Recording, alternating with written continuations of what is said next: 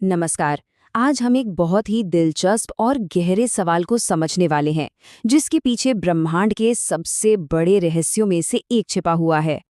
अब सवाल तो सीधा सा लगता है ना, पर इसका जवाब उतना सीधा नहीं है।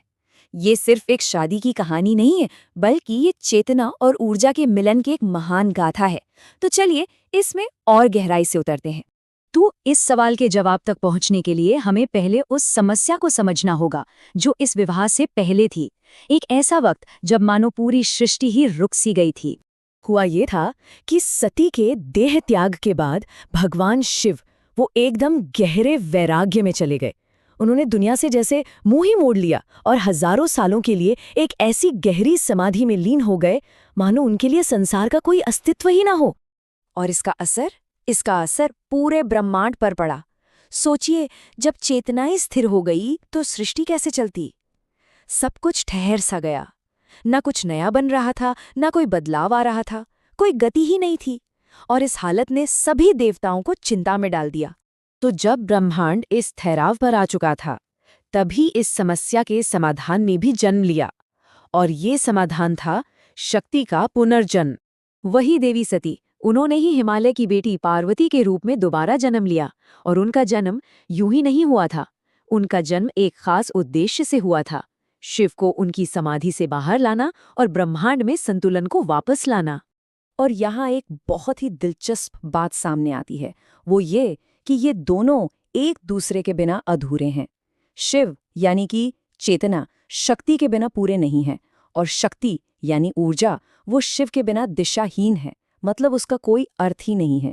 ये जो प्राचीन श्लोक है ना, शिवः शक्त्या युक्तो यदि भवति शक्तः प्रभवितुम, ये बिल्कुल इसी सच को बताता है।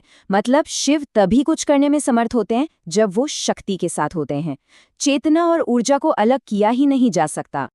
तो ठीक है, मिलन जरूरी था, पर अब सवाल ये था कि इस मिलन को आखिरकार संभव बनाया कैसे जाए। और इसका जवाब पार्वती की अद्भुत भक्ति और उनकी तपस्या में छिपा था। पार्वती ने शिव को पाने के लिए हजारों सालों तक इतनी कठोर तपस्या की जिसकी हम कल्पना भी नहीं कर सकते। उन्होंने पहले भोजन छोड़ा, फिर पानी भी छोड़ दिया, और यहाँ तक कि आराम करना भी बंद कर दिया। उनकी तपस्या की तीव्रता समय के साथ बस बढ़ती ही जा रही थी। और यहाँ एक बहुत जरूरी बात समझने वाली है। शिव को सिर्फ उनके प्रेम ने नहीं जगाया, बल्कि उनकी साधना, उनकी अटल भक्ति और उस तपस्या से पैदा हुई शक्ति ने जागृत किया। ये एक बहुत ही गहरी आध्यात्मिक प्रक्रिया थी। लेकिन जब शिव समाधि से जागे, तो क्या उन्होंने तुरंत पार्वती को अपना लिया? नहीं, उन्होंने पहले उनकी भक्ति की सच्चाई को परखने का फैसला किया। तो शिव ने एक वृद्ध साधु का रूप धारण किया और पार्वती के पास पहुंचे। वहां जाकर उन्होंने पार्वती को शिव से शादी न करने के लिए उकसाना शुरू किया, उनकी बुराइयां की, ताकि वो देख सकें कि पार्वती का निश्चय कितना पक्का है।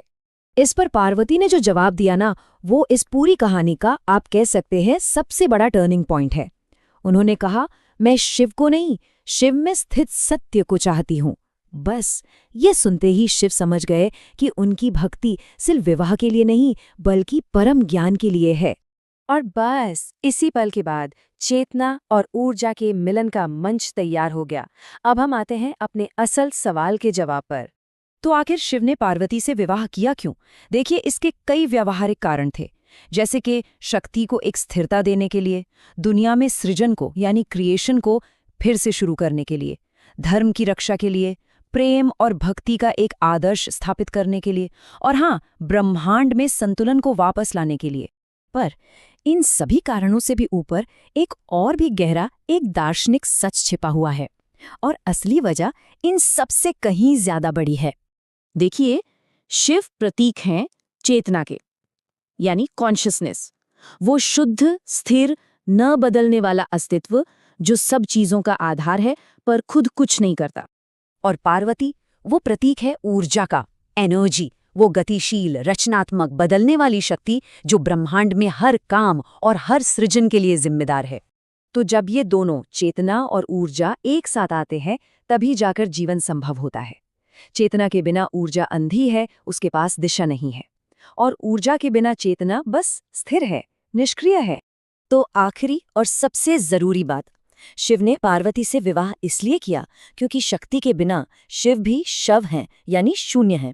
ये विवाह सिर्फ दो देवताओं का नहीं था, ये ब्रह्मांड के दो सबसे बुनियादी तत्वों का मिलन था, जिसके बिना अस्तित्व ही मुमकिन नहीं है। और ये पूरी कहानी हमें एक बड़े सवाल पर लाकर छोड़ देती है। चेतना और ऊर्जा का ये जो संतुलन है, इसका हमारे अपने जीवन में क्या मतलब हो सकता है ना सोचने वाली बात?